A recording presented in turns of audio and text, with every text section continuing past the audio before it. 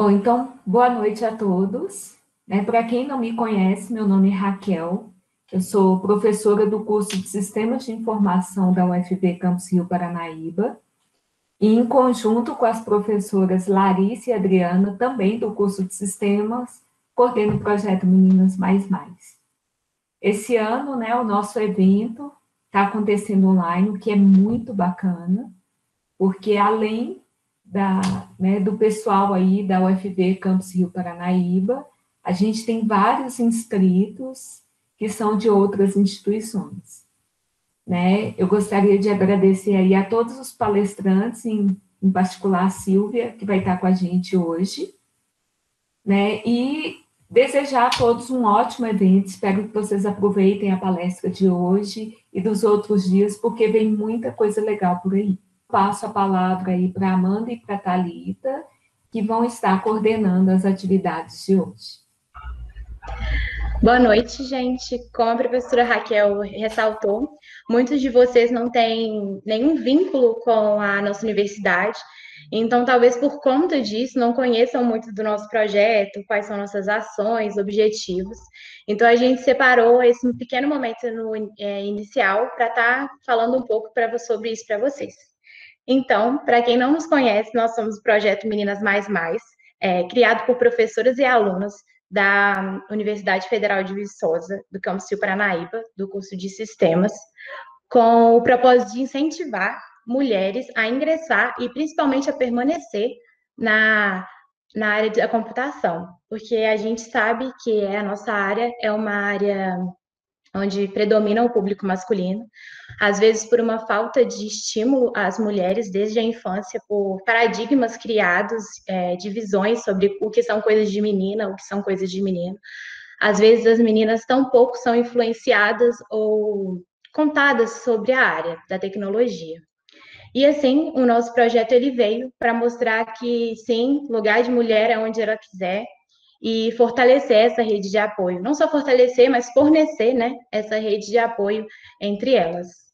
Hoje em dia, o nosso projeto, ele conta com a participação de 4 alunas, sendo eu, Amanda, uma delas, a Thalita, que vai falar posteriormente com vocês um pouquinho, a Tieme e a Viviane, e nós também contamos com a participação de 3 professoras, a professora Adriana, a professora Raquel, que foi quem fez a abertura para vocês, e a professora Larissa. É comum do nosso projeto desenvolver workshops, momentos de partilha de conhecimento, intervenções em escolas, só que esse ano a gente foi pego de surpresa com esse ano atípico, e por conta disso nós nos juntamos, conversamos, reformulamos a nossa estrutura e trouxemos esse momento para vocês. A gente espera que seja de muito proveito para vocês e agora eu vou passar a palavra para a Thalita, que ela vai explicar um pouquinho mais sobre a dinâmica do workshop de hoje. Boa noite, gente. Meu nome é Thalita. Espero que vocês estejam todos bem. Então, sobre as perguntas, a gente vai anexar um formulário no chat para vocês poderem fazer as perguntas e eu farei elas à Silvia no final. Assim fica melhor para palestrante, não ter que ficar parando toda hora, e até para as pessoas tímidas, que elas não precisam se identificar no formulário. No fim da palestra e das perguntas, a gente vai fazer um sorteio de uma formação da Alura, e para participar, precisa estar seguindo o Instagram das Meninas Mais Mais, tirar uma foto da palestra ou um print, compartilhar nos stories e marcar os meninos. E também a gente vai disponibilizar um formulário de presença e vocês preencham, porque com ele a gente vai gerar os certificados e também o sorteio, E é isso. Agora eu passo a palavra para a Silvia, que vai falar um pouquinho sobre o Elas Programam, que é um movimento que ela é coordenadora e fundadora, e também vai falar um pouquinho sobre o mercado de trabalho. Boa noite, Silvia. Boa noite, obrigada pelo convite. Eu estou vendo muitas carinhas jovens, assim, me sinto uma mãe, quase avó, assim. Acho que é a primeira vez que eu falo, acho que é a segunda vez que eu falo para jovens, assim, que estão começando aí o seu processo no mercado de tecnologia, ainda estão estudando. É um prazer muito grande estar aqui. Eu coloquei como tema porque o Elas Programam existe, porque eles o Elas Programa se confunde muito com o meu retorno ao mercado de trabalho. Eu não sei se eu vou colocar agora os slides aqui ou a gente vai só conversar, eu não sei o que vocês preferem, porque a minha tela está cheia de abas abertas, é provável que eu me perca. Então, eu vou colocar uma apresentação, tá? Que eu teria preparado aqui, mas enquanto isso, eu posso ir conversando com vocês, falando um pouco de mim. Meu nome é Silvia Coelho, eu sou paraense que mora em São Paulo há quase 20 anos, eu sou engenheira de formação, eu fiz engenharia elétrica na Universidade Federal do Pará. Falando, tenho mestrado em engenharia elétrica, fiz de 2000 a 2002 na Unicamp. Eu sou mãe de 2, uma menina de 15 e um menino de 11. E eu sou fundadora do Elas Programa, que eu coloquei o LinkedIn e o Instagram do Elas Programa, que são as redes sociais que eu tenho usado mais. E antes de eu entrar mesmo a fundo no tema da palestra, eu queria falar um pouquinho do açaí, como boa paraense. O açaí é uma frutinha, de subsistência da nossa região, é uma iguaria gastronômica que ganhou o mundo, mas poucas pessoas sabem de como que é o processo de bater o açaí. Primeiro tem alguém que colhe, você coloca de molho o açaí, aqui são as sementes, você tem que colocar de molho para soltar a polpa. Aqui é onde bate o açaí, esse açaí mais grosso aqui. Esse é o açaí puro que a gente conhece. Tem uma coisa muito curiosa que eu ainda não sei se ainda existe, é uma coisa que me dá muita saudade, é de que na esquina do lugar onde bate o açaí tinha uma bandeirinha. Olha como a tecnologia é, gente. A gente não precisava chegar até a barraca do açaí para saber se tinha açaí ou não. Quando tirava a bandeira, a gente já sabia que o açaí acabou. Então, a minha mãe falava, vai ver se, tá o açaí, se tem açaí ainda. Você só saía assim na porta de casa e via a bandeirinha. Se não tivesse a bandeira, é porque não tinha mais açaí. A gente toma açaí com farinha de tapioca, uns gostam com açúcar, outros não. E a gente sempre come, na maioria das vezes, de quem é meio raiz mesmo, toma açaí com camarão, ou com peixe frito, ou com jabá, que a gente chama lá, que é charque frito.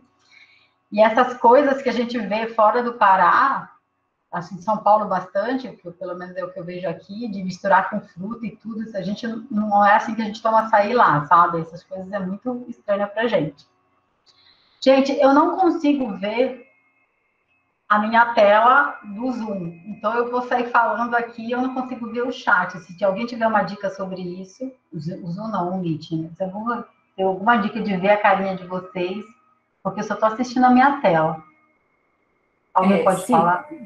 Silvia, não preocupa com as perguntas, não, que a Thalita vai estar anotando as perguntas, e aí, quando você terminar a apresentação, ela vai passando as questões para você. Tá. Tá bom? Então, tá bom. Agora que eu falei um pouco do açaí, porque eu adoro falar sobre isso, eu quero contar um pouquinho do que a gente está falando, que é por que o Elas Programa existe. E aí, desse processo todo, desse trabalho do Elas Programa de incluir umas mulheres na tecnologia. O início do Elas Programa se confunde muito com a minha fase de transição de carreira, de um processo que eu saí de mãe em tempo integral para voltar a ser uma mulher na tecnologia. Essa aqui sou eu, bem discreta, que na minha formatura da Reprograma, no finalzinho de 2017. Fazendo um retrospecto aí da minha trajetória estudantil até chegar a esse momento da transição de carreira em 2017, eu fiz escola pública a vida inteira, eu fiz escola técnica, eu fiz Senai, então eu era uma das poucas meninas do Senai, eu fiz um curso de eletrônica e de 30 alunos, 5 eram mulheres, foi a primeira turma do Senai que aceitou meninas, isso foi em 91. Eu fiz engenharia elétrica, me formei em 97, 98, fiz o mestrado em 2002 e passei por empresas como a Companhia Vale do Rio Doce, o CPQD, que é o Instituto de Pesquisa lá em Campinas. Participei de um projeto de desenvolvimento de software para celular, projeto de pesquisa e desenvolvimento em 2006. E se você fizer as contas assim, é como se, pensando bem que em 2007 veio o primeiro iPhone, eu vim muito antes da tecnologia. Em 2006, Eu era engenheira de um projeto da USP, da LSTech. Eu passei um mês na Coreia do Sul fazendo um treinamento na LG. E eu estava aí no processo de ascensão da minha carreira, eu já ocupando cargos de liderança. Na época eu já era casada, já tinha uma filha, a Isadora, que hoje tem 15 anos. Meu marido é médico, radiologista, já tinha uma carreira muito sólida. E ele queria aumentar a família. Então eu vivia. Bom, esse slide veio antes, né? Na verdade era para ter vindo antes desse da carreira, mas ok. Eu venho desse processo provavelmente muitos de vocês não viram, de que tecnologia, para mim, era aquele telefone público na esquina, um Atari, player de videocassete, vinil, essas coisas aqui que eu acho que devem fazer parte de museu. Então, em 2006, eu estava começando a trabalhar com tecnologia voltada para telefonia móvel, né, comunicações móveis, sendo que a minha infância toda era toda analógica. Na época, em 2006, eu estava naquele dilema de decidir entre carreira e maternidade. Eu trabalhava num esquema muito intenso de horas de trabalho, e eu vivia com uma angústia muito grande, me sentia muita culpa porque minha filha era muito pequena, e eu passava por esses dilemas da culpa na maternidade, coisas que muitas de vocês espero não sintam mais, porque maternidade não precisa ser sinônimo de culpa, mas isso há 15 anos atrás ainda era muito forte, principalmente em mim. E eu seguia resistindo, tentando aumentar e alavancar minha carreira nesse mercado. Houve um determinado momento em que havia a possibilidade de progressão de carreira para ocupar a liderança de um projeto e eu não fui promovida e eu fui questionar. E a minha gerência, na época, disse que eu não tinha disponibilidade para ser líder de projeto. E eu entendi que isso era porque eu tinha uma filha. Então, eu me desencantei um pouco. Achei que o mercado de trabalho não era mais para mim. Eu já era mãe e queria ser mãe de novo também. E eu fiquei nesse dilema todo de decidir entre carreira e maternidade. Foi algo que doeu bastante, abandonar uma carreira promissora, mas eu escolhi me dedicar à minha família durante muito tempo. E 9 anos se passaram. Esse é meu marido. A minha filha, na época que, sei lá, acho que isso aqui é 2018, era novinha ainda, agora já tem 15 anos. Mas todo esse processo entre sair do mercado de trabalho para me dedicar integralmente à maternidade, passaram 9 anos. E durante a maternidade, como mãe em tempo integral, eu virei uma especialista nos meus filhos. Eu era pesquisadora, então eu acabava virando especialista em alguma coisa. E como eu só ficava em casa, eu virei especialista nos meus filhos. Eu mergulhei fundo na maternagem, tudo que envolvia coisas do lar. Eu fiz aula de natação, de balé, de yoga, levava os filhos em todos os lugares. Eu fiz teatro, eu fiz aula de curso de moda, marcenaria, estudei inglês, estudei francês, e eu não fiz nenhum curso na área de tecnologia desses 9 anos que se passaram. O que me dói hoje, ainda me dói um pouco, mas eu já superei bastante, é que eu esqueci quem eu era. Todo esse processo, durante muito tempo, eu esqueci que eu era uma engenheira, eu esqueci que eu tinha um mestrado em engenharia elétrica, eu esqueci que eu era uma mulher na tecnologia, eu esqueci que eu podia produzir tecnologia, eu esqueci completamente quem eu era. Mas, passado todo esse tempo, eu não queria mais ser só mãe em tempo integral, eu precisava fazer outras coisas da vida, e eu me dei conta que eu já tinha se passado muito tempo e eu já não entendia mais nada de tecnologia. Eu passei de criadora e desenvolvedora de tecnologia para consumidora. E eu precisava me reconectar e entender onde que eu poderia ocupar um outro espaço nesse mercado. E eu fui me reencontrar. E coloquei bem a cara no sol. Eu precisava ver o que estava acontecendo fora de casa. Eu descobri uma plataforma aí que eu falo que é simples, mas todo mundo conhece, de cursos, eventos e workshops gratuitos. Eu fiz vários cursos à tarde, enquanto meus filhos estavam na escola, eu estava participando de algum evento, e eu não sabia direito, eu já tinha esquecido que eu trabalhava com tecnologia, eu não comecei a pensar, assim, eu quero voltar para o mercado de trabalho, eu nem cogitava mais voltar para o mercado de tecnologia. Aí foi aí que eu fiz cursos de moda, eu participava de eventos de organização de armário, curso de maquiagem. Aí alguém falava assim, por que você não vai empreender? Aí eu fui empreender, eu quis criar um brechó, eu comprava roupa usada e vendia. vão vendo como é o negócio. Eu vendia bijuteria, lá na Praça da Sé, lá no Barão de Paranapiacaba, que é uma rua que vende folhado de ouro, eu vendia bijuteria, aí eu criei uma loja de camiseta, eu fiz curso de fotografia, comecei a fazer ensaios fotográficos, e ainda assim eu não fiz nenhum curso na área de tecnologia. Eu realmente tinha esquecido que eu podia voltar para esse lugar. Opa, pulei um slide. Mas em algum momento o meu Facebook, não sei como, no algoritmo do Facebook me mostrou uma oficina da programaria, que é uma startup que ensina programação para mulheres, encoraja mulheres no mercado de tecnologia, e eu participei de uma oficina em julho de 2017, e eu vi esse gráfico. Esse gráfico mostra de como que as mulheres ocupavam, aqui a linha vermelha é a ciência da computação, até meados da década de 80, as mulheres estavam presentes nos cursos de ciência da computação, tanto quanto estavam presentes em cursos de medicina e de direito. Mas a partir da década de 80, isso foi caindo e continua caindo.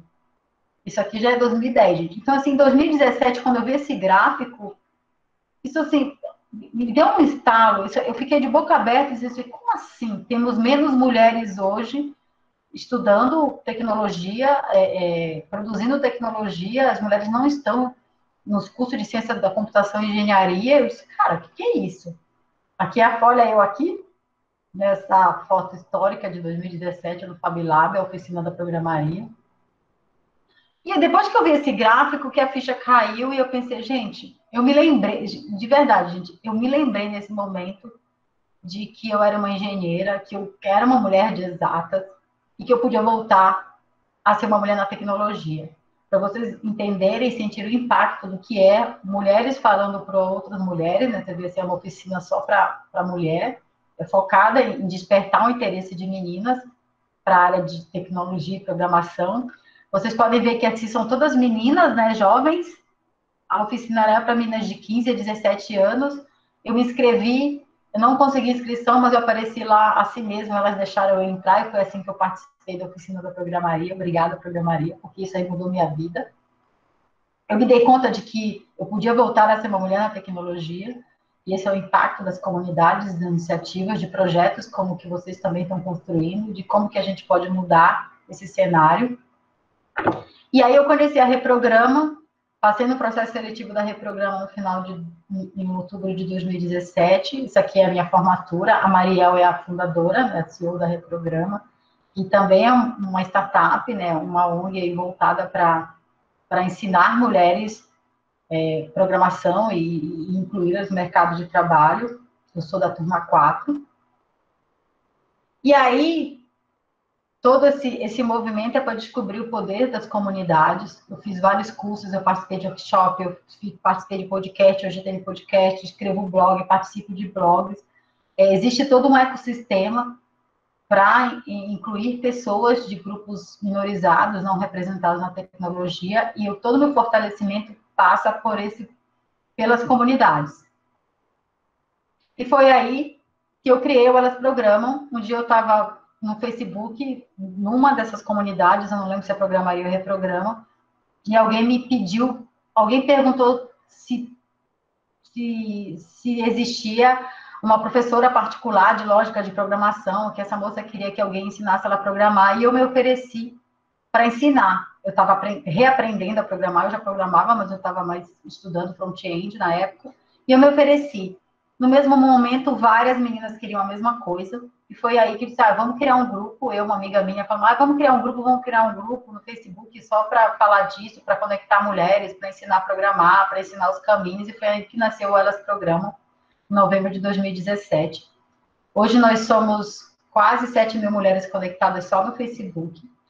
É um grupo que cresce de forma orgânica, então por isso que eu chamo de movimento, porque uma vai trazendo a outra, é uma corrente de compartilhamento de conteúdo, de fortalecimento. É um espaço que a gente troca bastante, a gente fala de cursos gratuitos, de eventos gratuitos, publica artigos, conta um pouco, as mulheres contam da sua própria trajetória, trazem exemplos de histórias de superação, que é muito importante, porque as histórias nos conectam. Se você for olhar muitas histórias de mulheres que vieram antes da gente, são as conversas na cozinha.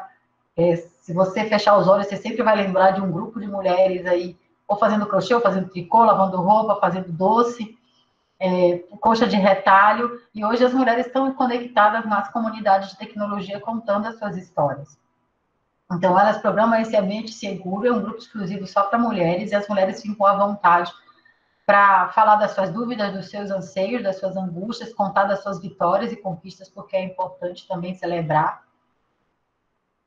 E nesse processo todo, lá em 2017, na época que o Elas Programam estava nascendo, eu também estava procurando emprego, e eu soube de uma pesquisa, de um estudo interno da HP, em que fala, né, que aponta que as mulheres só se candidatam às vagas quando elas têm 100% dos requisitos, e os homens quando atingem uns 60%. Então, as mulheres acabam que só mandam seus currículos para as vagas se elas souberem quase tudo ou tudo.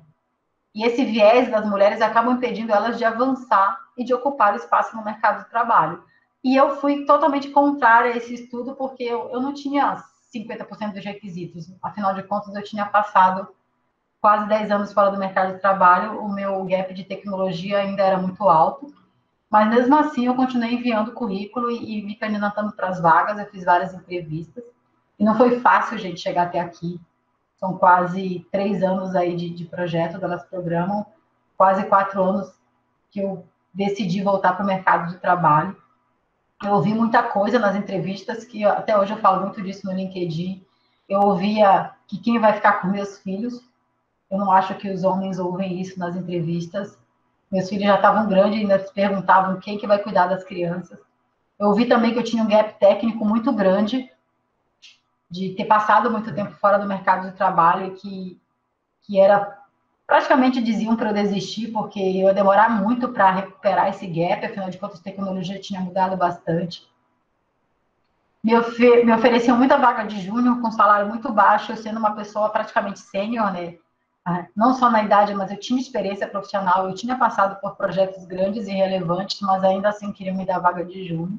Eu fiz muitos testes bizarros para vagas, umas coisas assim absurdas que as empresas pedem, que a gente sempre critica bastante. Eu passei por todos esses processos aí e eu não desistia.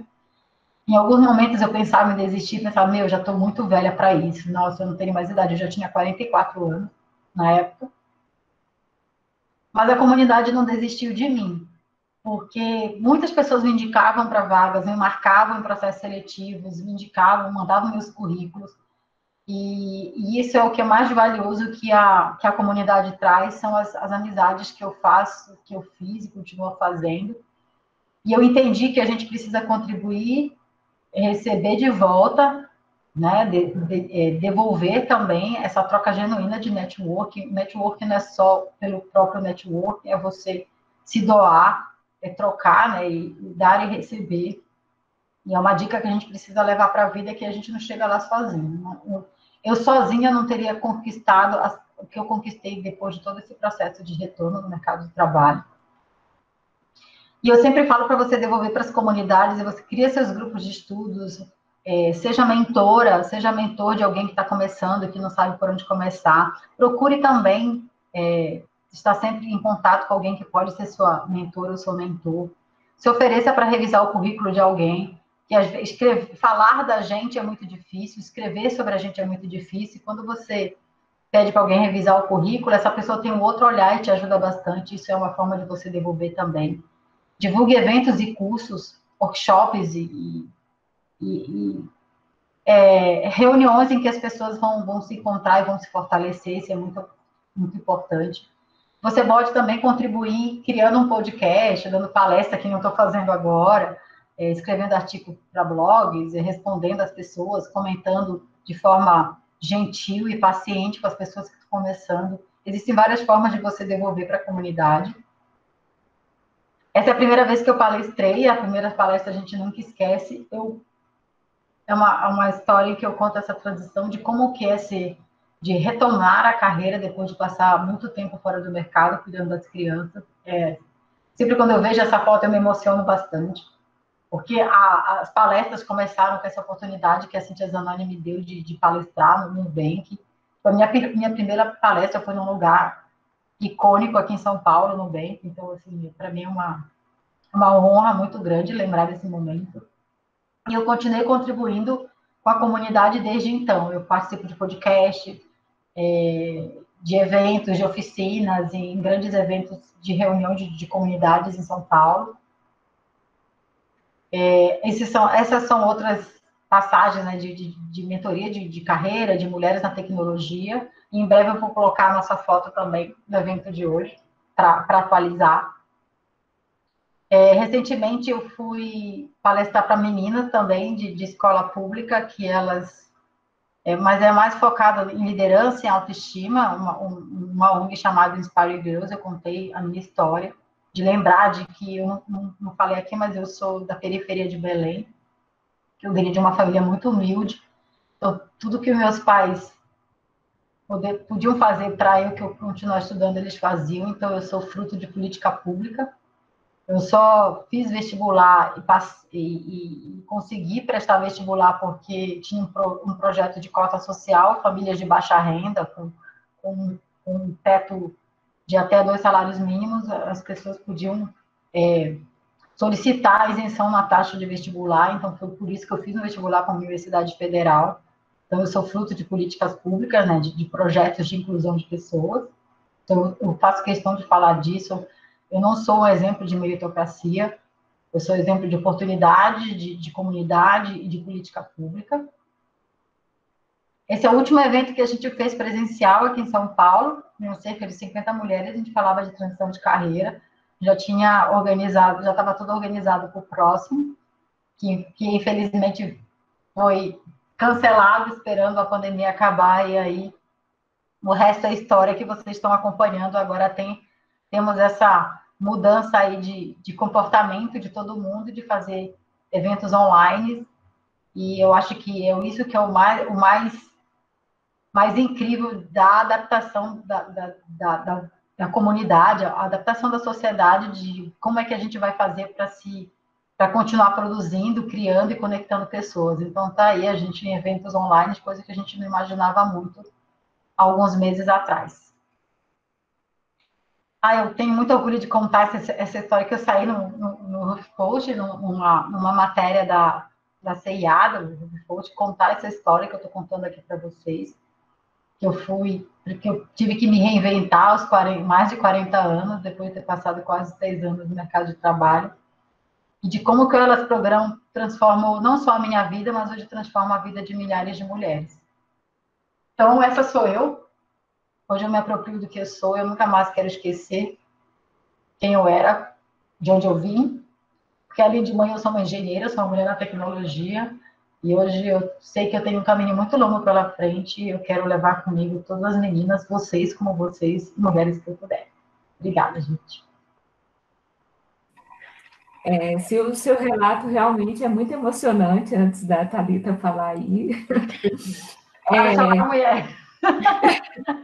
Primeiro, eu queria falar que eu morro de curiosidade de conhecer o açaí da sua terra, porque esse açaí que a gente toma... Não é açaí. Não é açaí. Eu tenho vários amigos que são lá de Belém, e é muito bacana conhecer como é que é feito, assim, porque eu morei muito tempo no estado de São Paulo, e aquele açaí lá, cheio de leite condensado, não é açaí, né? Não toma açaí aqui, não toma. E outra coisa, eu vi, você fez o mestrado na engenharia elétrica lá na Unicamp? Foi em 2002? Você fez... Eu fiz de 2000 a 2002. Eu fiz no departamento de engenharia elétrica e computação. Eu fiz com o que se chama Celso, professor Celso. Tá, é porque eu fiz lá também o meu mestrado, só que quando você terminou eu entrei. Eu fiz com o professor Gomide, então... Conheci. Então, amigos meus continuaram, o Gustavo Frandenreich, eu acho que você deve ter conhecido, que é no departamento lá da PEC, né?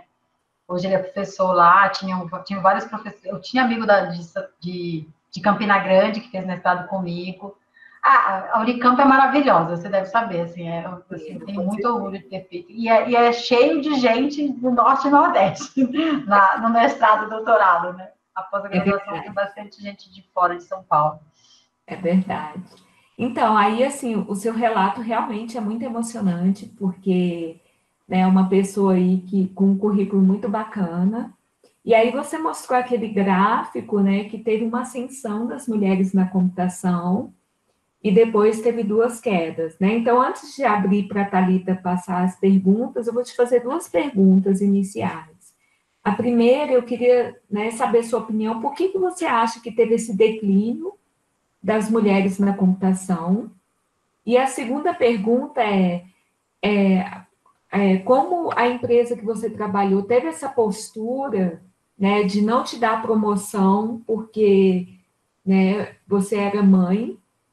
Como que você acha que hoje o mercado veria isso? Você acha que o mercado teria a mesma atitude ou você acha que houve alguma mudança com todos esses movimentos aí, né, todas essas iniciativas como o Elas Programam, né? Ó, sobre a baixa, essa diminuição de interesse, existem alguns estudos, algumas opiniões que essa queda coincide com o computador no quarto dos meninos, né? Que quando o computador virou um brinquedo que foi para o quarto dos meninos. Dizem que foi uma jogada de marketing do Steve Jobs, colocaram a culpa no Steve Jobs, de que na época do marketing, de vender o computador pessoal, criaram as campanhas voltadas para os homens. Aí tem aquele estereótipo do menino, do nerd, de óculos, sozinho, abandonado no quarto. E se você for falar de toda uma geração, pelo menos da minha, o computador ficava no quarto do menino. Então, as meninas não eram vistas como quem pudesse se interessar. Então, essa queda aí na década de 80 coincide com os primeiros computadores pessoais. E aí tem o estereótipo de matemática não é coisa de menina, mas se você pensar na primeira turma da USP de ciência da computação, lá em 74, 70% dos alunos eram mulheres. Não, com certeza. Existe uma questão também de mercado. Na época lá do Estrelas do Tempo, daquele filme das Mulheres da NASA, o rádio era a profissão mais valorizada. Tanto que existiam as computadoras que faziam os cálculos difíceis na mão. Quando houve essa virada, e aí a gente fala assim que o patriarcado não falha, quando a profissão de desenvolvedor, de programador virou mais atraente do que de hardware, porque houve também o processo de miniaturização de tudo, e não era mais feito por pessoas, virou uma indústria, houve essa reversão. Aí, opa, vamos ocupar esses espaços. E, cara, e foi tomando. E aí, essa queda a partir de 84 é muito referenciada a isso do computador pessoal. E tem essa coisa do estereótipo de que menina não é boa de matemática. As meninas não se acham boas em matemática, mesmo quando elas tiram notas maiores. Existe muito ainda esse estereótipo, a gente está tentando quebrar, mas se você for olhar ainda hoje nas escolinhas de curso de programação, que tem bastante umas escolas agora de programação, as turmas estão cheias de meninos. Então, a gente não vai resolver esse problema nessa geração. Tipo, a minha filha tem 15 anos, ela não conhece nenhuma menina que diz assim, quero ser engenheira, eu quero trabalhar com tecnologia, sabe? Não tem nenhuma menina que seja tão boa de matemática, que se ache boa de matemática, que goste de física. Então, assim, essas meninas que estão hoje pensando em carreira, não pensam ainda em engenharia, não pensam em tecnologia. Então, a gente não vai resolver isso nessa geração. Então, é bem complicado, assim, não é para a gente desistir, pelo contrário, é para a gente continuar lutando, porque a luta não vai acabar agora, não vamos resolver esse problema agora. Para mim foi muito difícil ter que abrir mão da minha carreira quando eu pensei que eu não teria mais para onde subir. Então, isso não acontece só comigo, existe uma teoria chamada portas de vidro, teto de vidro, de que as mulheres não enxergam essas barreiras invisíveis, ninguém fala delas, mas elas existem. Tanto que as mulheres estão na base da pirâmide, nos cargos, existem mais homens chamados, mais CEO chamado John do que mulheres. Tem uma pesquisa nos Estados Unidos. E se a gente for olhar o número de mulheres ocupando cargos de liderança hoje, não mudou muito da época em que eu não fui promovida. Então, hoje se fala mais disso, de que as mulheres não avançam por vários vieses, por várias barreiras, mas lá em 2008, era normal as mulheres não subirem de cargo porque eram mãe. Ainda hoje, de cada 10 mulheres, 4 não são demitidas depois que voltam da licença maternidade. Existe uma pesquisa que mais de 45% das mulheres, nos primeiros 12 meses depois que o neném nasce, não voltam para o mercado de trabalho. Hoje a gente fala bastante disso, se fala de pesquisa, a gente faz barulho no LinkedIn, hoje tem redes sociais, tem projetos, tem congressos, tem comitês, mas as barreiras ainda são ferozes, sabe? Senão a gente ia ver mais mulheres na liderança, a gente vai ver mais mulheres CEO de startups. As mulheres estão se movimentando, sim, as mulheres estão se organizando, a sociedade já está olhando mais para isso, mas ainda é uma barreira, ainda é um desafio muito grande. Por isso que é muito importante existir projetos como o de vocês para continuar incentivando as meninas, porque existe uma pesquisa que diz que no final do primeiro ano, cerca de 80% das meninas desistem nos cursos de engenharia e ciência da computação. Então, é muito importante o fortalecimento das meninas ainda na faculdade, no primeiro ano. Sim, sim, não, com certeza. Eu responder essa pergunta. Então, você hoje ainda vê que existe essa resistência do mercado, né? Existe a resistência com as mães, com as mulheres mais velhas, não vou falar velha, não, porque eu não sou velha, com as mulheres que já passaram dos 35, porque eu sou mais jovem do que muita gente. Com certeza. Existem essas barreiras, sim, não se fala abertamente, mas existe, sim, as mães, ainda na pandemia, a gente já tem pesquisas e dados sobre isso, de que as mães foram muito afetadas aí no confinamento, muitas perderam o emprego, elas não têm com quem deixar os filhos estão em casa, imagina só como é que a mamãe consegue equilibrar. Já teve casos e relatos de mulheres que perderam o emprego porque não conseguiu participar das reuniões, não conseguiu participar das calls, então se fala mais disso, mas tem muita coisa para avançar ainda. Acho que a gente já avançou, porque se discute, se fala sobre isso, já tem algum avanço, mas a gente precisa avançar ainda mais. Ah, bacana. Bom, agora eu passo a palavra aí para a Thalita. Oi. Obrigada, Silvia. Então, eu vou fazer a primeira pergunta. Hoje em dia, como você concilia a maternidade com a sua profissão? A gente, né, vou falar, né, para mim é fácil. Minha filha tem 15 anos, ela já vai para a cozinha. O meu filho tem 11 anos, mas eu consigo conciliar bem, porque eu sou casada com um homem que é muito parceiro. Meu marido ele só não pariu e não amamentou, o resto tudo ele fez. Então eu consigo conciliar porque eu tenho uma rede de apoio muito sólida e, a gente consegue equilibrar os papéis. Então, meninas, vocês que pensam um dia, pensarem, casar, ter filho e constituir família, pensem bem com a parceria que vocês vão fazer com seu companheiro, porque não é que o marido ajuda, ele faz.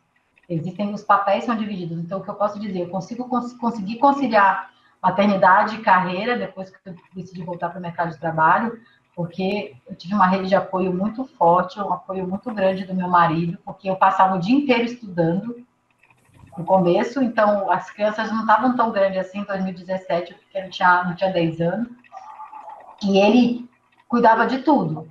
Levava na escola, levava no médico, então eu consigo conciliar porque eu tenho uma rede de apoio. Que sem ela eu não conseguiria. Eu tenho uma parceria muito forte em casa do meu marido de a gente equilibrar bem os papéis. Hoje, inclusive, ele faz muito mais coisas do que eu, porque eu estou aí nesse processo de elas programam, de projeto, de trabalho, de vida online. Então, eu consigo conciliar bem porque tem uma equipe. Aqui tem equipe. É por isso que eu consigo conciliar. Tá bom. Agora eu vou fazer a segunda pergunta. Thalita, Oi. Fala quem fez a pergunta. Não tem o nome, não precisa colocar. A pergunta é só anônima. Uhum. Eu espero que eu tenha respondido essa pergunta e tenha dado uma grande lição para vocês, meninas. Você sofreu preconceito na área por ser mulher e mãe? Olha, é que eu sou um pouco casca grossa em perceber certas coisas. Então, assim, Não é que eu não via o preconceito, não é que ele não existia, mas eu sou tão brava, né? Eu sou tão firme nas coisas que eu falo e faço que ninguém se atreve, né, de falar algo. Mas eu percebo hoje que o que eu achava que era brincadeira era preconceito. Eu achava que era brincadeirinha, tá só brincando, era um preconceito. Então, há 20 anos atrás, eu não tinha a leitura que eu tenho hoje. Eu achava assim, só estão tirando sarro de mim que eles querem ouvir eu falar um monte para eles, porque eu nunca levava desaforo para casa. E, não é que as mulheres precisam ser assim. Eu acho que cada uma tem que ser do jeito que é. Sabe? A gente precisa se fortalecer. Não, a gente precisa se fortalecer internamente para entender que a gente é capaz de fazer e conhecer o nosso potencial. Mas eu acho que a gente não precisa ser a pessoa que se impõe, a mulher que fala mais alto, a que acaba virando quase um homem para se impor. Não, esse é a minha personalidade, mas não precisa ser assim. Você precisa ser do jeito que você é, do jeito que, com a sua fala mais mansa, se quiser, com o seu jeito mais gentil, se quiser, com a sua fala mais doce, se quiser. Eu acho que a gente precisa se fortalecer internamente para entender que é uma estrutura preconceituosa, que não é culpa da gente. Que às vezes as mulheres não entendem que elas estão numa sociedade que é preconceituosa, uma sociedade que exige muito mais das mulheres, ela acaba achando que o problema é com ela e vai se enfraquecendo. A força não é essa força de falar mais alto, de falar mais duro, de pisar firme. É uma força interior de entender, eu sou capaz, eu sei que eu estou passando por um preconceito estrutural, né? Uma sociedade machista de uma forma de estrutura mesmo, e o problema não está só comigo. Então, eu devo ter sofrido preconceito, mas eu era tão cega, né, que eu não prestava atenção. E aí, as coisas que eu via como brincadeira, na verdade, eram preconceito. A questão de ser mãe foi, né, essa única questão que me tirou do mercado de trabalho, que eu acabei desistindo, mas foi uma forma que eu reagi. Hoje, se eu pudesse voltar no tempo, eu não teria saído assim, dessa maneira, né? Eu disse, não, peraí, o que está acontecendo? Por que eu não fui?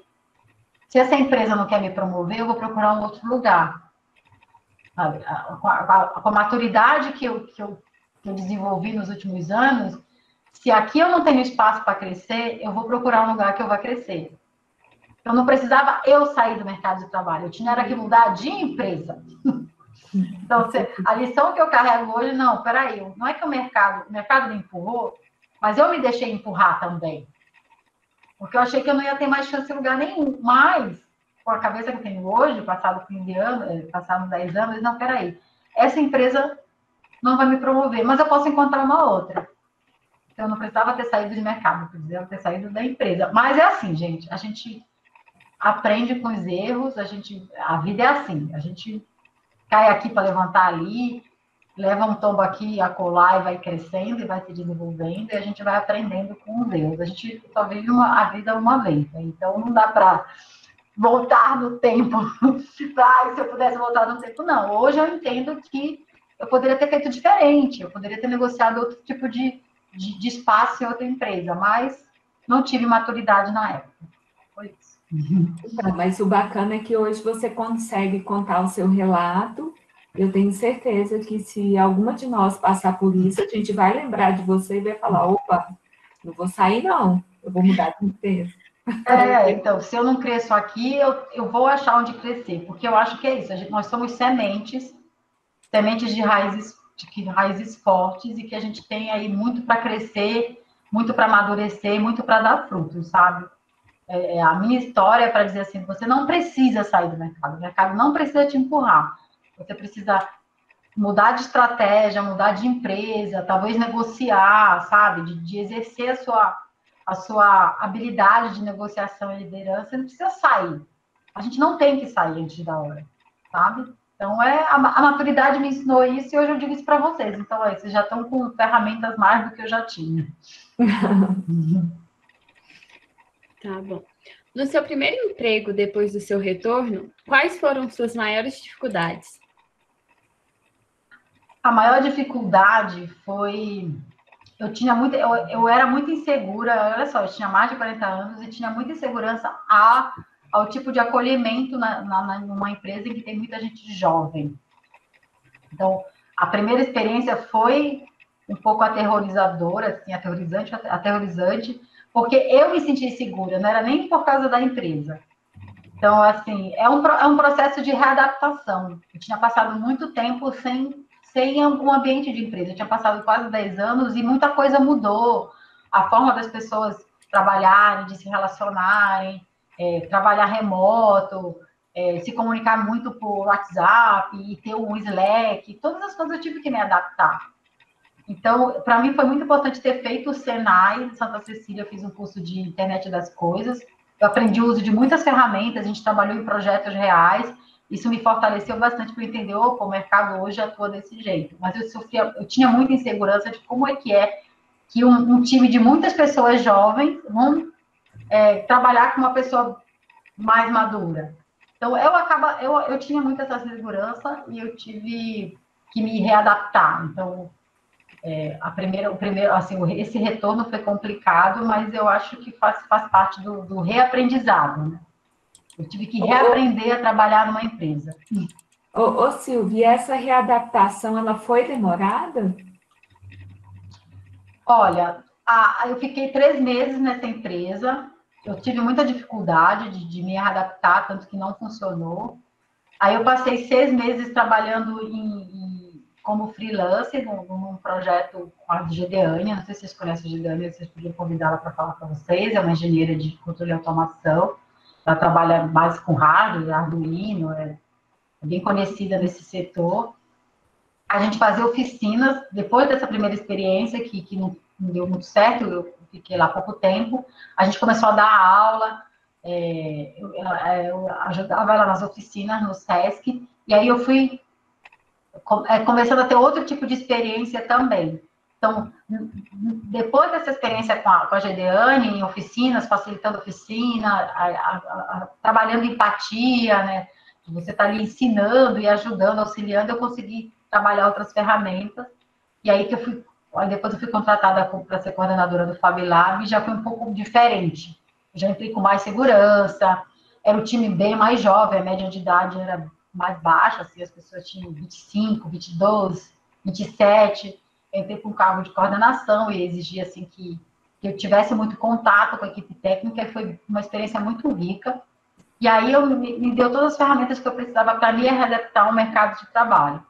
E as coisas lá aconteciam muito rápido, todo dia era um dia diferente, então você tem que se adaptar muito, muito rápido, né? Era um espaço de criação, de inovação, muita gente inteligente, né? Uma equipe criativa, inquieta, então foi o melhor lugar para eu trabalhar e me readaptar lá no Fab Lab. Tenho muita paixão por esse projeto, e é uma experiência que assim foi muito rica, foi muito importante para mim. Tá bom. Nesse cenário atual, tem alguma iniciativa que vocês estão fazendo? Bom, esse cenário atual mudou muita coisa. Não é um período fácil para ninguém. O Elas Programa já existe, começou, né, online, então essa questão de a gente se comunicar e trocar ideia e compartilhar conteúdo continua. A gente sempre esteve online, mas a gente estava num processo, eu e algumas moderadoras e voluntárias, de começar a fazer o evento offline. A gente já fez o primeiro, já estava organizando o segundo, que era para começar a fomentar e fortalecer as mulheres desse ecossistema aqui em São Paulo. Então, foi um golpe aí de todos os nossos planos, mas aí surgiu um podcast, que hoje tem 7 episódios, eu comecei a fomentar mais o Instagram, e aí também surgiram 3 oficinas de masterclasses, né, para mentoria, né, um grupo de mentoria coletivo. Em vez de fazer mentoria individual, a gente faz os workshops que eu estou rodando aí como um trabalho mesmo. Já foram 3, agora vai começar o 4º, acabei de anunciar no Instagram, uma jornada para as mulheres que estão em transição de carreira. Então, não foram coisas que estavam planejadas, esses workshops acontecerem, eles só aconteceram por causa da pandemia. A proposta é que isso fosse tudo offline, tinha projeto de cursos rápidos, né, para começar, para as mulheres darem os primeiros passos, né, porque eu acho que, se tratando de mulheres que estão em transição de carreira, que não tiveram a oportunidade de fazer uma faculdade, ou uma FATEC, um curso técnico, ou um tecnólogo, ela tem muita dificuldade de dar esse primeiro passo. Às vezes é mostrar, ligar o computador e ver que é possível, conhecer as ferramentas. A gente estava com vários workshops desses cursos para que desse um start aí na carreira das mulheres, que elas começassem a ver cursos online e começassem a se fortalecer para entender, eu quero nesse caminho, eu quero nesse caminho. Então, a gente teve que mudar tudo. E agora a gente está rodando o quarto workshop online, que não era plano, mas a gente vai se adaptando, né, gente? A gente precisa, a vida tem que continuar, né? A vida continua. Então, a gente está todo mundo online. Que nem o pessoal na Bitmami, que é uma empresa de educação de mulheres, de mães, no mercado de capacitação de mulheres.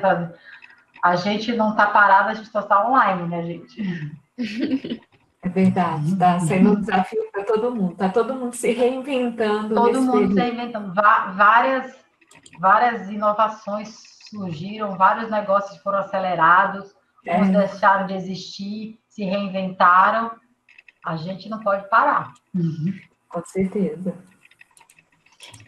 Você comentou sobre as mulheres só enviarem currículos quando possuem 100% dos requisitos. Qual a dica que você nos dá para quebrar esse paradigma e vencer esse receio de não preencher todos os requisitos? Eu acho que a dica é uma palavra, gente, coragem. Porque a gente tem muito medo, de ser rejeitada, a gente tem muito medo de ser testada, a gente tem muito medo de se frustrar, as mulheres têm medo de ouvir não. E qual é a leitura do currículo, das vagas? Eu não tenho tudo isso. Aí a mulher se acha que está mentindo ou quebrando alguma regra ou infringindo alguma lei quando manda o currículo, quando sabe tudo isso. Realmente é muito difícil para mim entender, é muito difícil entender isso, porque eu sempre fui a louca. Por exemplo, o mestrado na Unicamp estava lá e você precisa ter inglês avançado. Você tem inglês avançado, filho. Se eu for esperar ter inglês avançado para fazer qualquer coisa, eu ainda estava morando no mesmo lugar, lá em Belém, do mesmo jeito, sei lá, fazendo o quê? Porque, né? Quem que fala inglês fluente? Hoje eu falo inglês. É bem inglês? Não, mas falo. Gente, já fui e voltei para os Estados Unidos e voltei inteira. Logo eu falo inglês. Como eu não sei, o negócio sai. Então, assim, as mulheres têm muito medo de serem testadas. E aí, de não passar num teste. A gente não precisa mentir. A gente não vai mentir no currículo, né? Apesar de 75% das pessoas mentirem no currículo, já saiu pesquisa sobre isso, logo depois daquela história lá do ministro. Mas não precisa mentir no currículo, não precisa dizer que sabe o que não sabe. Não, você coloca o que sabe, você manda o seu currículo o que você sabe, quando tiver uns 50%. Tem uma pesquisa aí, saiu até na Exames, eu devo ter publicado nelas programa, que você precisa ter até uns 50% dos requisitos da vaga para ser chamado para uma entrevista. Que não muda entre ter 50% a 90% da probabilidade de você ser chamado. Então, se você tem 50%, vai. Então, a dica é tenha coragem, porque ninguém sabe mais do que você passa, dos seus calos, dos seus tropeços do que você. Sabe? Vai com a cara limpa, vai com a coragem, vai com a autenticidade, fala o que você sabe, fala do que você é capaz de aprender. Porque as empresas, elas acabam exagerando um pouco nos requisitos, eu acho que é para ser tipo um teste. Vamos ver quem tem coragem de se arriscar. Então, a primeira barreira é ter coragem. Então, é por isso que a gente acaba perdendo muito espaço, porque a gente não se arrisca. Então, assim, meninas, manda os currículos, porque você não vai ser presa. A polícia não vai te intimar porque você mandou o currículo, porque você não sabia todas essas coisas. Você não vai ser exposta na internet. Tem coisa pior que dá ruim que vocês andam fazendo e não estão mandando currículo. É aquele ditado, né, Silvia? O não a gente já tem. Então, você não vai perder nada enviando o currículo. O não já tem. O não então, já pode tem. ser que dê certo. Você não vai ser presa. Não vai. Eu garanto para vocês. A polícia não vai bater na casa de vocês por causa disso. Pesquisei seu perfil antes da palestra e vi sobre uma empresa que você trabalha agora, voltada à maternidade. Pode falar um pouco sobre isso?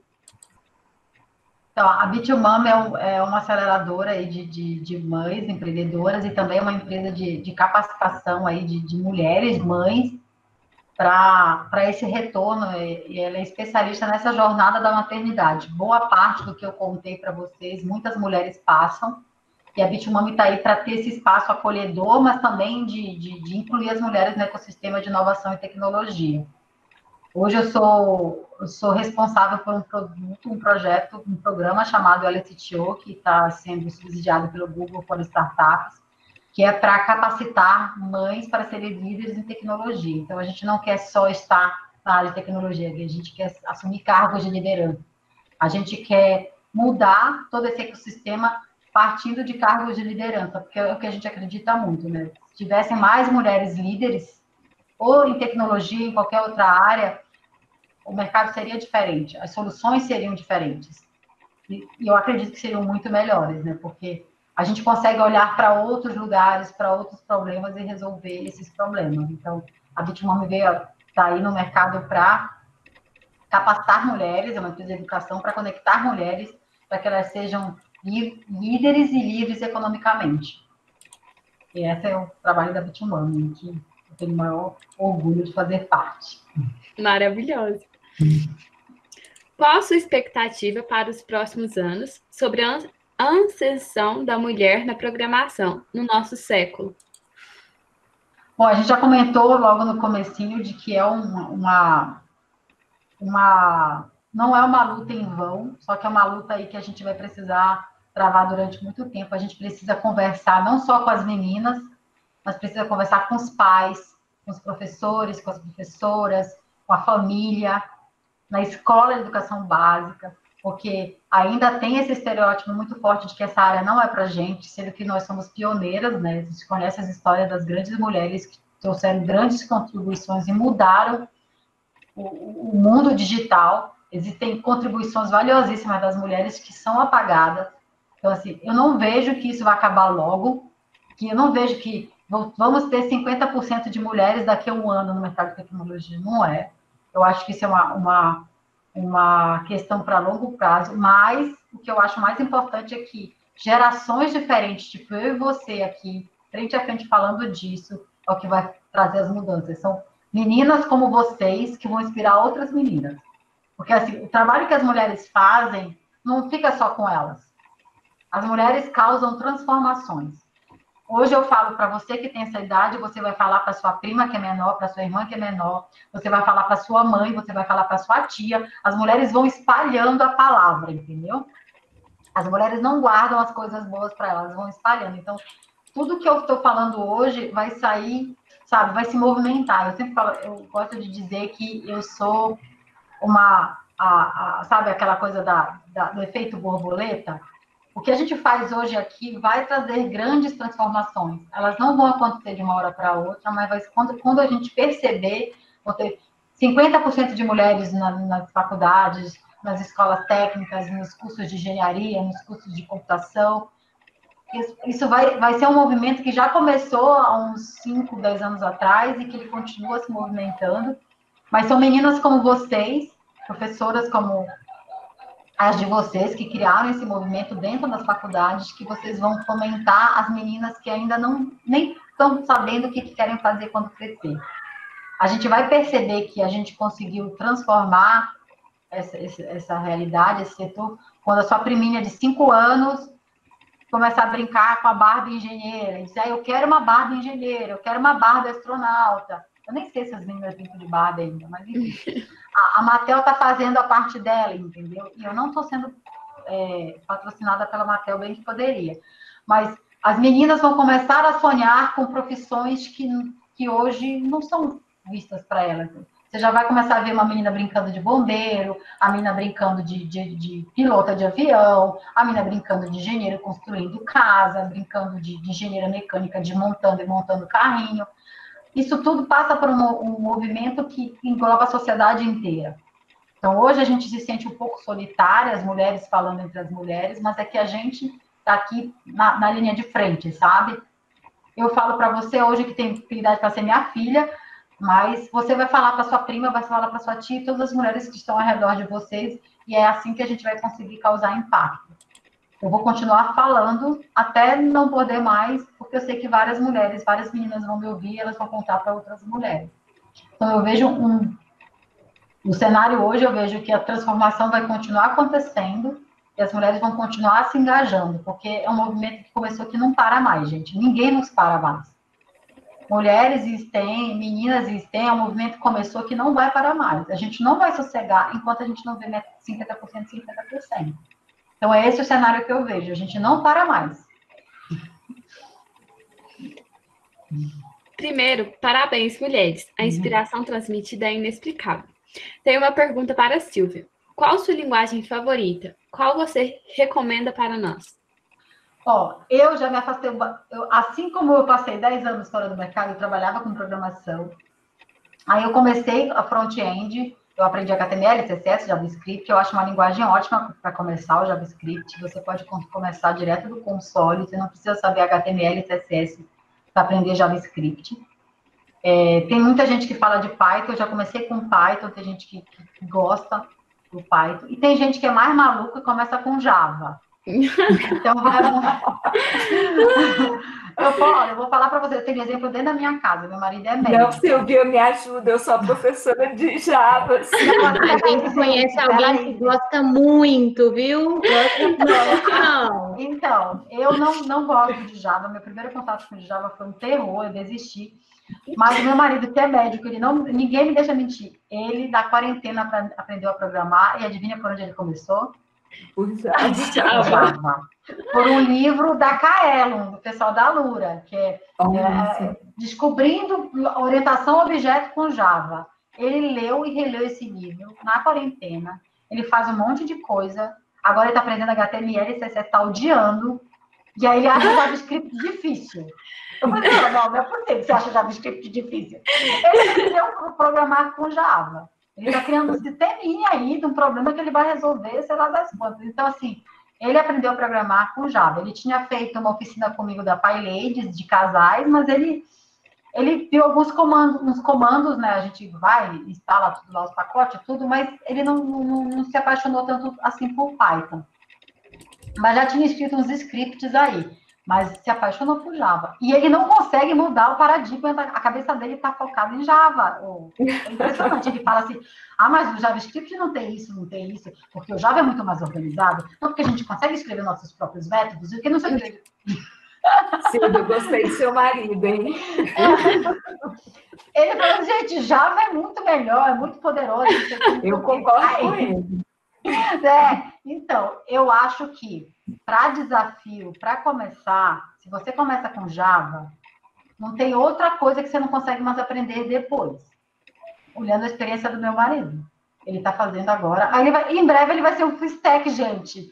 Ele me pergunta HTML e CSS, eu dou uma ajudinha aqui para ele, mas ele já está mexendo nas telas. Já está mudando aqui as coisas. E começou com Java. Muito legal. Eu acho que, aproveitando aqui a professora, vocês devem começar com Java. Obrigada. Entendo o que seu marido fala, parece que a gente já escutou alguém falar assim, sabe? É uma lembrança que eu falei, parece que eu já escutei isso. É muito legal. Não, ele aprendeu a programar usando o livro. Claro, ele pegou uns cursos na Udemy. Gente, não tem nenhuma formação em tecnologia. Claro, desenvolveu raciocínio lógico, é uma pessoa que está sempre estudando, aprendendo coisas diferentes, tem aí essa autonomia de aprender sozinho. Tipo, cada caso é um caso, mas é uma pessoa que não foi fazer um curso regular de programação. Usou o livro, estou fazendo até o jabá aqui para o pessoal da Kaelon, onde aprende a orientação a objetos com Java. Ele leu e releu algumas vezes, porque a primeira passada, alguma coisa passou, né? Não concretizou de tema de aprendizado. Aí ele está lendo a segunda vez, ele agora está entendendo, aí baixou um livro, agora está aprendendo Node, gente. Está aprendendo Node. Então eu nem falo mais da minha experiência de programação, eu falo da dele. Mas é isso aí. Então aprendam JavaScript ou Python ou Java, vocês podem escolher, pronto. Vê o que você se sente mais confortável também, porque existe muita questão da frustração. Se você não consegue compreender a linguagem no começo e e não consegue caminhar, acha que não vai aprender a programar. Não, você pode experimentar outra também. Vai muito quanto que você consegue avançar aí no seu aprendizado. Vai tentando, gente. Ó, as meninas tudo aqui são fã de Python. Né? Todo mundo comentando sobre o Python. Então, comece por aqui, deixa você mais confortável, porque aí o aprendizado vai ser mais suave, vamos dizer assim. Silvia, você recebeu muitas críticas por querer ser engenheira? Pergunto porque na escola eu era ótima em física, mas não tive apoio, recebi críticas de famílias, amigos e companheiros, que isso não era perfil de uma mulher mexer com cálculos. A cara da pessoa, como fica. Então, é disso que eu estava falando logo quando você perguntou sobre o cenário. Se esse cenário não mudar, se as famílias, se as pessoas, se a sociedade em geral não entender que mulher pode fazer o que ela quiser, a gente vai continuar tendo menos mulheres na engenharia, menos mulher em liderança, porque as mulheres as meninas acabam sendo muito desestimuladas, elas perdem o interesse muito cedo porque não tem apoio. Como eu era uma menina que sempre foi muito boa em matemática, e meu professor de matemática me inscreveu para o concurso da escola técnica, eu tive apoio dentro da escola. Se eu não tivesse passado por naquela... Hoje a gente chama de mentor. Eu tive um mentor quando eu tinha 13 anos de idade. Ele disse assim, você podia estudar na escola técnica, vem aqui fazer o preparatório para o concurso da escola técnica, me dá a sua cópia da identidade e uma foto 3x4. Eu tive que tirar a identidade para ele me inscrever. Então, assim, meus pais nem questionaram isso. Imagina se eu tivesse escutado, imagina, a escola técnica não é para você, eu não estaria aqui hoje conversando com você. Então, assim, meus pais me levaram para, acho que era na delegacia que a gente tirava, nem lembro. O professor falou, você precisa da identidade, eu não tinha identidade. Eu fui para casa e falei, eu preciso tirar minha identidade. Para quê? Porque meu professor vai me inscrever na escola técnica. Escola técnica, o que é isso? É uma escola técnica, tá bom, vou levar. Então, assim, não houve questionamento nenhum. Ninguém houve desestímulo nenhum. E meus pais, assim, me criaram para fazer o que eu quisesse. Minha mãe sempre me apoia em tudo que eu pensei em fazer, mesmo as coisas mais malucas, ela vai lá e faz, porque quem sabe da sua vida é você. Então, assim, eu sempre tive muito apoio em tudo que eu quis fazer. Então, quando eu falei que ia fazer engenharia, ninguém abriu os olhos e se assustou, sabe? E eu já com 17 anos, ninguém ousava dizer o que eu tinha que fazer com 17 anos, gente. Silvia, pegando o gancho com essa pergunta, você acha que, assim, pela sua experiência no Elas Programam, você acha que essa baixa adesão a mulheres na engenharia e computação, você acredita que isso tem influência da família? Quando eu falo família, não é só pais, mas é parentes em geral, né? Você acha que tem? É muito forte isso ainda hoje. Tem mulheres que falam que o marido não apoia. Ah, tá. Que o marido então, não apoia. O né? marido programador não apoia. Outras, pelo contrário, tem maridos que trabalham com tecnologia que ficam incentivando. Então, existem os dois lados. Existem muitas mulheres que os maridos incentivaram a mudar de área, que hoje trabalham com tecnologia. Mas existem mulheres, relatos no grupo, que o marido não apoia. Fala que é muito difícil, que ela não vai aprender. Então, assim, a gente ainda está cercado de muito preconceito, de muito estereótipo em relação à área de tecnologia. Isso ainda é muito forte. Apesar das meninas hoje terem acesso à tecnologia, estarem o dia inteiro no TikTok, elas não param para pensar que quem foi que desenvolveu o TikTok? Será que eu posso desenvolver um aplicativo? As meninas só são consumidoras de tecnologia, elas não se questionam de, nossa, eu tenho um problema e acho que vou resolver. Por isso que existem competições como a Technovation aí para incentivar as meninas a desenvolver soluções, pensando de empoderá-las nesse sentido, de usar a tecnologia para resolver problemas como forma de carreira também. Então, assim, esse é um assunto que precisa ser falado dentro de casa, sabe? Na escolinha, ali na creche, rosa é de menino. Não, azul é de menina. Essa separação do que é de menina, do que é de menino, acaba influenciando, mesmo que a gente não consiga enxergar pequenininho, né? Acaba influenciando muito nas carreiras. Porque o brinquedo de menina é uma coisa, o brinquedo de menina é outra. Então, isso fica muito, sabe, muito enviesado na cabeça de todas as pessoas, tanto de mulheres quanto de homens. Não é só a responsabilidade dos homens fazer essa transformação, das mulheres também. Porque as mulheres também desestimulam as outras. Tem casos de mulher que fala, isso não é para você. Isso é muito difícil. É muito difícil. É difícil para você, fia. Deixa a outra, né? Mas tem que dar esse pitaco. Assim, as pessoas não entendem que se você não tem nada de bom para dizer, é melhor não dizer. Mas aí a gente tem que lutar contra várias correntes, né? Exatamente. O que vocês acham dos cursos tecnólogos na área da tecnologia, tipo análise e desenvolvimento de sistemas, rede de computadores, entre outros? As empresas levam mais em conta cursos de bacharelados, talvez?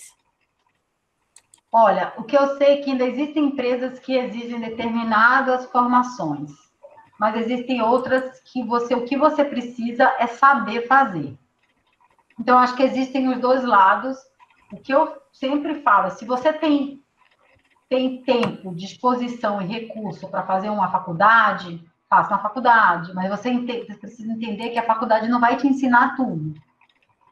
Não vai te ensinar o que o mercado exige, a faculdade vai te dar uma base. Se você gosta de redes e quer fazer um tecnólogo, você precisa fazer e entender que você vai precisar se dedicar bastante, estudar bastante, para mostrar o diferencial. Muitas empresas hoje não exigem formação técnica. Você precisa provar que sabe fazer. Por exemplo, meu marido, se estudar mais um ano, ele pode querer ser desenvolvedor Java Júnior, por exemplo. Porque ele vai saber fazer, se ele continuar se dedicando, entendeu? Ele vai criar um portfólio, vai desenvolver alguns projetos. Eu acho que, antes de ficar se preocupando se a empresa vai aceitar o seu diploma ou não, você tem que ser melhor todos os dias no que você está fazendo. Você resolveu estudar aquele negócio, seja melhor que você pode ser, que o emprego vai aparecer, sabe? E aí, o que eu falo que é melhor que seja? Não é achar que está sentada, matriculada, que tudo vai cair do céu no seu colo. Você precisa correr atrás, você precisa desenvolver projetos, você precisa fazer parte de algum projeto, você precisa se dedicar a alguma comunidade, você precisa montar um portfólio, saber o que as empresas pedem e estudar por fora, sabe? Não é o fato de estar matriculada que vai te garantir um emprego lá no futuro. O que vai te garantir realmente emprego é o que você sabe, o que você aprendeu, o que você estudou. Então, eu me preocuparia menos do que se as empresas vão aceitar o seu certificado, o seu diploma ou não, me preocuparia mais em aprender. Porque tem muitas empresas que estão começando a mudar essa postura de exigir uma faculdade em tal lugar, ou o certificado tal. As empresas querem que vocês saibam resolver os problemas.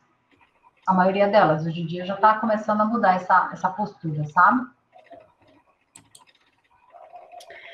Silvia, sua história é inspiradora. O que te motivou a cursar o mestrado? Durante o mestrado, você passou por alguma situação em que se sentiu constrangida ou insegura por ser uma mulher na engenharia? Vocês viram a frequência dessas perguntas? Sobre preconceito, sobre insegurança, sobre... Eu duvido que num evento... Não estou criticando vocês, vejam bem. É só mostrar o panorama como ele é. Duvido que em um espaço que estejam só homens se falam dessas coisas. De jeito nenhum. Não é? Não falam. Não falam, sabe? As mulheres querem muito uma validação de que aquele lugar vai ser seguro para elas.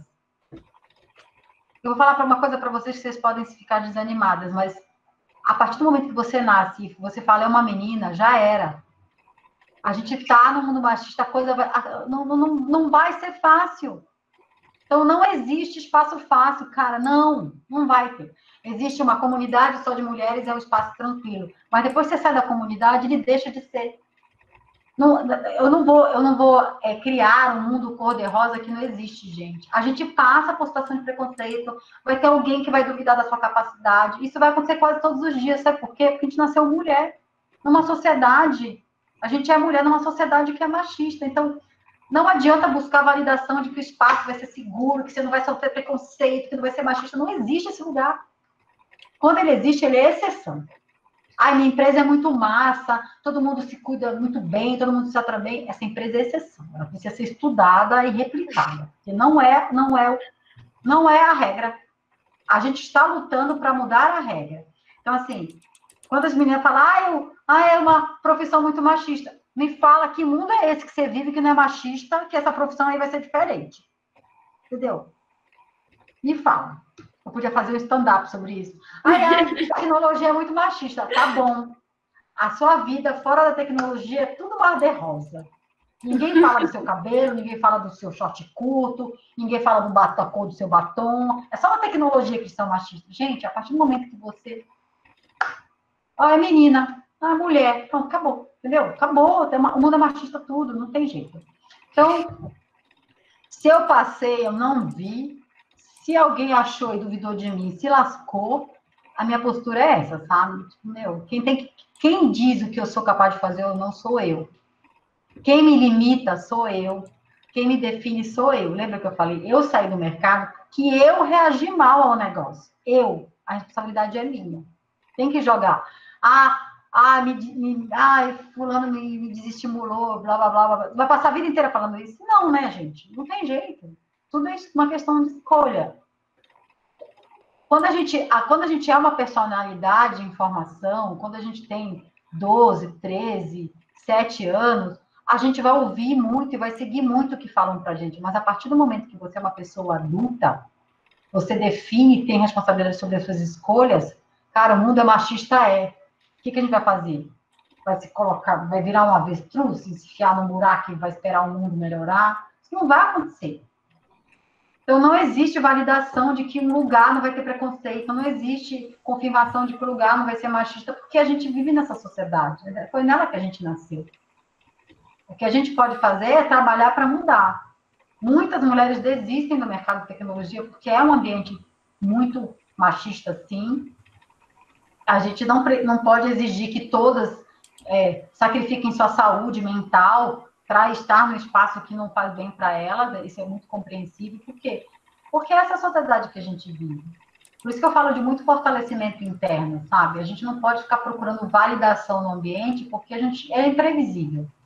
Espaços seguros existem quando a gente constrói um espaço seguro. Tipo, esse é um espaço seguro, elas programam um espaço seguro, mas a partir do momento que a gente sai dessa bolha, a vida é a vida como ela é, sabe? Eu espero não ter desestimulado vocês com essa história de que vai ter preconceito. O bagulho vai ser difícil. Não, é isso que mantém a gente mais forte. Thalita, as perguntas estão ótimas, mas escolhe mais uma aí para a gente fechar. Aí qualquer coisa aí, se a Silvia puder passar o contato dela, se alguém quiser. Tá bem. Uma pessoa perguntou sobre o Elas Programa.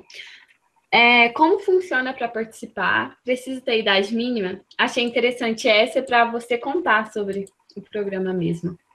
Então, o Elas Programam no Facebook, a idade mínima do Facebook é 13, né, gente? Eu nem sei, é 13? Mas não faço ideia. Então, porque as meninas de 13 não estão mais no Facebook, elas só estão no TikTok. Então, não tem Elas Programam no TikTok. Já pensou fazendo vídeo no TikTok? Minha filha ia me matar. Mas o grupo ele é um grupo fechado, hoje está como secreto, então só é convidada quem for alguma participante, porque para a gente é mais seguro que o grupo seja exclusivo para mulheres, que sejam participantes convidando outras mulheres, para continuar sendo esse espaço seguro, pelo menos para esse começo, né, de carreira, nesse início, as meninas precisam continuar se fortalecendo, precisa ser um espaço seguro. Então, é um grupo secreto no Facebook, hoje somos quase 7 mil mulheres. A faixa etária, mais ou menos, lá tem meninas que já concluíram o ensino médio, então é entre 18 para cima. Então, é mais... Porque, assim, as meninas com menos de 18 já não estão mais no Face, né? A gente sabe disso, né? Não tem graça nenhuma, elas nem sabem o que é Facebook. Mas se tiver mais de 18 anos, seja bem-vinda, porque as menos de 18 não estão lá. Legal. Silvia, para fechar, né? Se deixar, a gente fica aqui a noite toda, porque realmente eu falo bastante, né? Não, E é um relato muito bacana mesmo, assim, é de superação. Mas uma pergunta, assim, é uma pergunta até ousada que eu vou te fazer para fechar. Professora. Porque, assim, existe essa questão da vida profissional que a gente fala muito, né, da mulher ganhar esse espaço, e tem também, e equilibrar tudo isso com a vida pessoal. Então, diante de tudo que você passou, e hoje você tem esse relato que é fantástico, a pergunta que eu quero te fazer é: você se sente realizada?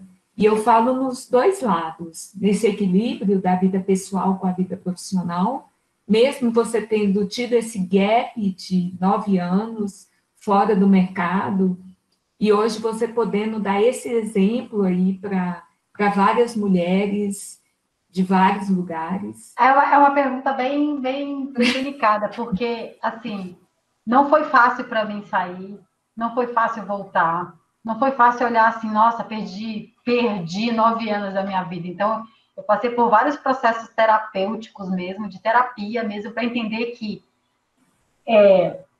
durante muito tempo eu sentia muita pena de mim, sabe? Dizer, meu, como? Eu era a melhor aluna de todas as turmas que eu estive. Eu era aluna exemplo em todos os lugares que eu passei. Como é que hoje eu só estou tomando conta de filho? Porque as pessoas me viam como alguém que tinha fracassado. E eu, às vezes, me olhava desse jeito também. Eu disse assim, eu não estou sendo a mulher que eu achei que eu ia ser. Então, assim, eu passei por um processo de auto-perdão, de assumir a minha escolha como uma escolha que eu fiz. Eu não fui forçada a fazer nada disso, eu não fui forçada para sair da minha casa, eu não fui obrigada, foi uma escolha que eu fiz. Então, foram várias terapias para entender que eu tinha que assumir essa responsabilidade da escolha e o que eu ia fazer a partir daí. Então, assim, se hoje eu estou muito fortalecida, eu devo muito a essa rede de apoio que eu tenho, a possibilidade de fazer terapia, de me perdoar, porque realmente, depois de um tempo eu comecei a entender que eu não me perdoava por ter saído do mercado de trabalho. Eu não me perdoava por ter escolhido só ficar em casa. Não foi só ficar em casa. Eu criei uma família maravilhosa. Eu tenho um núcleo familiar muito forte. Eu acompanhei o crescimento e o fortalecimento dos meus filhos. Isso é muito importante. E eu não dava importância nisso porque eu estava num processo de muita culpa, de muita dor. Então, hoje olhar para trás e dizer assim, eu não me arrependo de nada. Se eu faria tudo de novo, eu acho que não, porque a gente, sabendo o que sabe hoje, vai lá e tenta mudar o passado. Eu não teria ficado tanto tempo fora do mercado de trabalho. Mas, por outro lado, eu criei 2 cidadãos incríveis. A minha filha é maravilhosa, meu filho é maravilhoso. A gente tem uma relação muito, muito incrível. A nossa família é muito maravilhosa. Então, isso, desses 9 anos, isso é o mais rico e é o que eu me orgulho muito. Se eu tenho esse gap técnico hoje, por conta dessa pausa, por outro lado, eu tenho um equilíbrio familiar muito importante. Eu tenho uma estrutura familiar muito importante. E essa escolha, hoje eu acolho essa escolha. Antes eu lutava contra ela e não respeitava a minha escolha. Hoje eu acolho essa escolha. E o que eu posso fazer hoje que eu não estou realizada, porque se um dia eu estiver realizada com alguma coisa, é melhor morrer, filha, porque, né? Então, assim, eu quero mais coisas, eu quero mais da vida, eu quero construir mais coisas, eu quero ver mais meninas engenheiras, eu quero ver mais mulheres na tecnologia, eu quero incentivar outras mulheres a não se ver um fracasso como eu me via antes, que na verdade eu não sou. Eu construí muita coisa, eu cheguei em lugares que nunca ninguém na minha família chegou. Então, assim, eu quero que as mulheres respeitem as suas histórias. Eu sempre falo, respeitem a sua história, porque isso vai fazer você ir de um ponto A até o ponto B. Porque enquanto você estiver ali, naquele lugar, de sentindo pena de si mesma, sentindo culpa, não aceitando as suas escolhas, você não avança. As coisas não dão certo quando a gente não se respeita. As coisas não dão certo quando a gente não se acolhe. E isso é um processo individual, é algo que só a gente pode fazer pela gente. Por mais que a gente tenha apoio e tudo, enquanto você não respeitar a sua história, não se acolher, sabe? Não abraçar a sua criança, a sua adolescente, a mãe que decidiu ficar só em casa com os filhos, que eu tive um privilégio de escolher entre carreira e maternidade. Eu vejo isso hoje como um privilégio, porque muitas mulheres não podem. Então, eu não sinto mais culpa das coisas da carreira que eu pausei. Eu não sinto mais culpa de ter ficado 9 anos fora do mercado de trabalho. Eu tenho uma história muito incrível para contar e eu tenho uma história muito incrível ainda para construir. Então, assim, eu não me sinto realizada, eu sou muito inquieta. Vocês podem ver que eu faço barulho nas redes sociais, eu falo um monte para todo mundo, porque essa é a pessoa que eu sou. Eu ponho a boca no mundo. Então, hoje eu não estou realizada, porque eu vou continuar falando pra caramba um monte de coisa. Não. Mesmo quando não quiserem ouvir, eu vou continuar falando. Não, é inspirador, Silvia. Sua fala é inspiradora, assim. Muito bacana. Obrigada. Então, as outras perguntas são bem repetidas também, no mesmo teor. Então, acredito que a gente conseguiu suprir a dúvida de muita gente.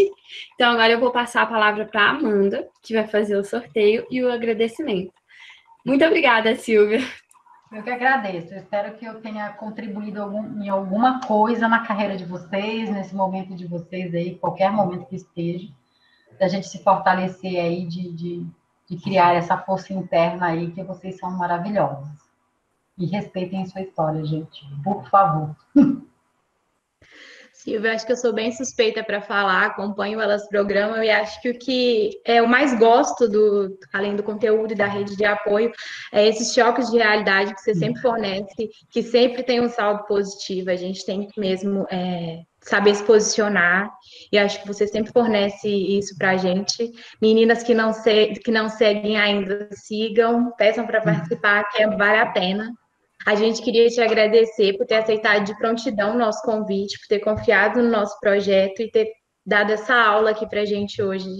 Obrigada. Eu que agradeço, Amanda. Silvia, eu queria complementar a fala da Amanda, né, agradecendo mesmo, a sua fala é inspiradora. E espero que futuramente você possa conhecer o nosso campus, né?